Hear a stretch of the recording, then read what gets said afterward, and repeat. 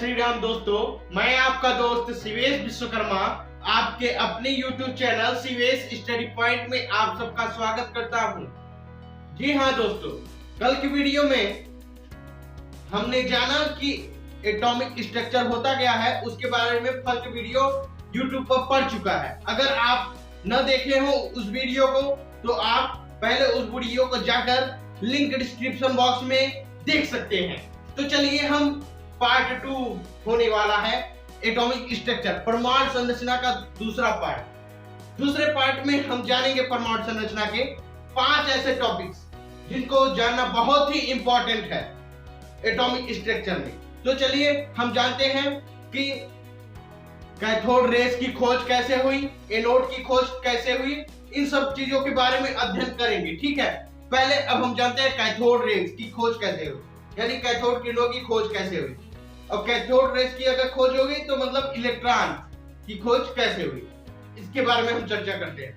सर्वप्रथम 1869 ईस्वी में सर्वप्रथम जूलियस प्लकर ने 1859 ईस्वी में कैथोड रेस की खोज की थी।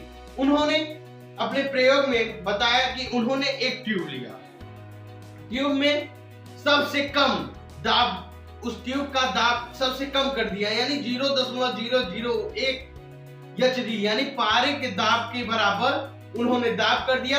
और उन्होंने उस ट्यूब में दो, एक तरफ एनोड एक तरफ कैथोड प्लेट लगा दिए। उन्होंने विद्युत धारा प्रवाहित किया, लगभग 10,000 वोल्टेज विद्युत धारा प्रवाहित किया।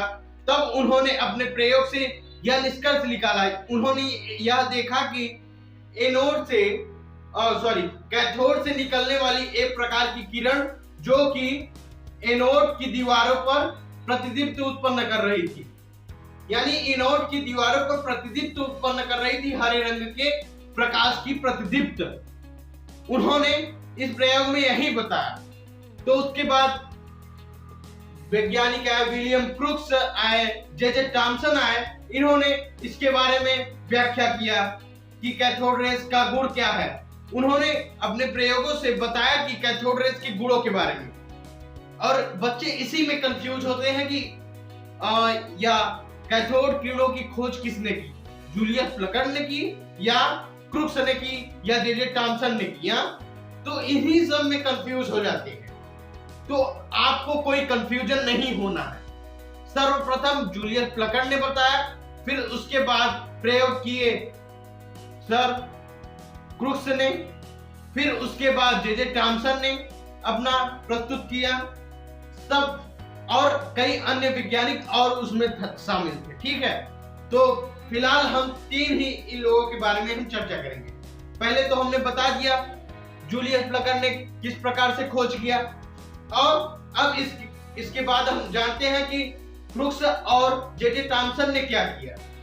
तो उन्होंने कैथोड किरणों को बताया, व्याख्या किया कि किस प्रकार से कैथोड किरण काम करती हैं। तो उसका पहला गुण था कैथोड रेस की कि कैथोड किरणें सदैव सीधी रेखा में चलती है।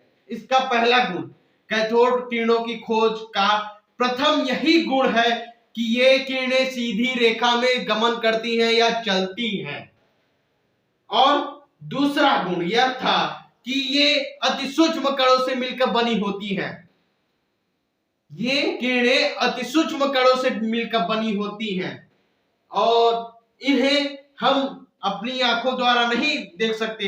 इन्होंने प्रयोग किया, उन्होंने एक व्हील लगा के, यानी क्रुक्स ट्यूब में व्हील लगा के, पहिया लगा के उन्होंने अपने प्रयोग किया कि किस प्रकार से छोटे छोटे किरणों से अगर किरण गई, छोटी छोटी किरण, तो व्हील चलने लगा। आगे कई टॉपिक ऐसे हैं जो आपको समझना है, इस वीडियो में हम जानेंगे।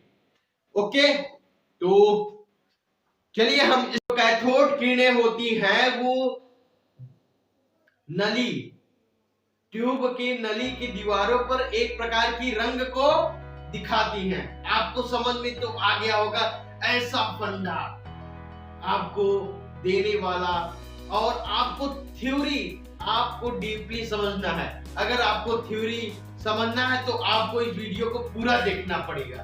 तो चलिए हम बता रहे थे कैथोड किरणों के खोज के बारे में, यानी कैथोड किरणों के गुणों के बारे में हम बता रहे थे और चर्चा हो रहा था। यहाँ तक कि हो चुका कि 4 गुणों के बारे में हम चर्चा कर चुके हैं। अब 5वें गुण के बारे में हम चलते हैं। कैथोड किरणें धातु के पतली पन्नी को भेद कर चली जाती हैं, यानी कैथोड किरणें अति सूक्ष्म कणों से मिलकर बनी होती हैं। हमने पहले ही बताया कि कैथोड किरणें अति सूक्ष्म होती हैं और ये किरणें, इनके कण अति सूक्ष्म होते हैं और ये पतली पन्नी को भेद कर निकल जाती है। अब जानते हैं इसका 6वां गुण। तो कैथोड किरणें गैस को आयनित करता है, यानी गैसों को भी आयनित कर देता है। कैथोड रेज का क्या गुण है, कितने ढेर सारे गुण हैं। और कैथोड रेज फोटोग्राफिक प्लेट को भी प्रभावित करता है। कैथोड किरणें ही यक्स किरणें उत्पन्न करता है। और यक्स किरणें क्या होती है? यक्स रे, आप तो सुना ही होगा एक्सरे का नाम। एक्सरे का नाम आपने सुना ही होगा। यही योगदान है कैथोड किरणें का हमारे दैनिक जीवन में बहुत ढेर सारे योगदान है, जिसके कारण आप बहुत ढेर सारी सुख सुविधाओं का आनंद ले रहे हैं। कैथोड रेज का भी बहुत बड़ा योगदान है।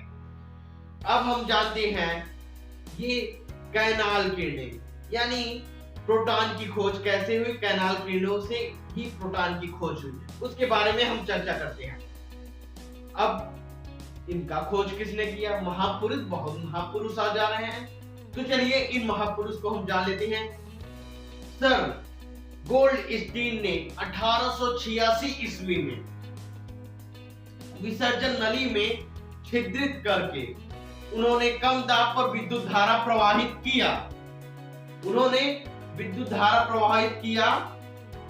विसर्जन नली सभी लोग ट्यूब में किए हैं, ठीक है। और इनका अलग था कि ये ट्यूब के अंदर छिद्रित कर दिए थे और प्लेट के अंदर लगा दिए थे। जब उन्होंने देखा कि जो किरणें हो रही हैं ये कैथोड की ओर जा रही हैं, यानी कैथोड की ओर विक्षेपित हो जा रही हैं, चली जा रही हैं कैथोड की ओर, तब उन्होंने नाम दे दिया कि ये किरणें धन आवेशित हैं।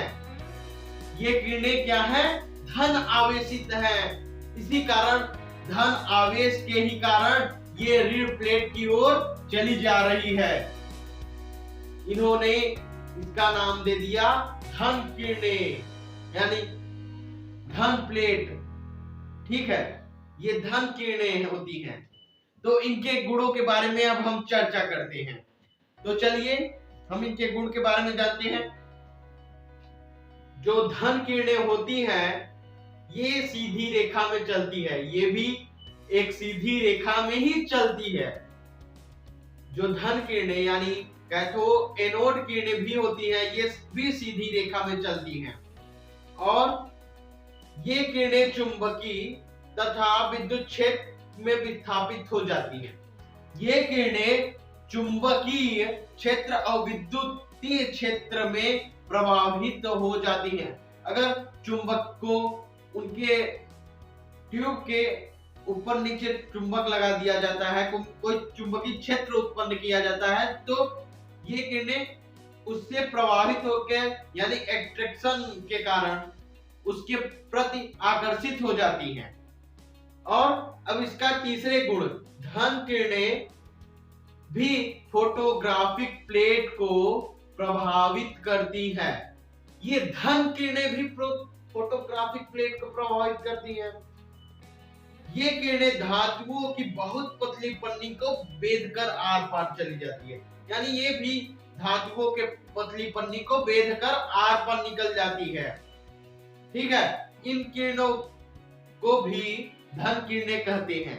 अब हम जानते हैं कि धन किरणें कैसी होती हैं। धन किरणें तो मैं बताया कि ये अति सूक्ष्म ये भी होती हैं, ये भी पतली पन्नी को भेद कर चली जाती हैं, ठीक है। अब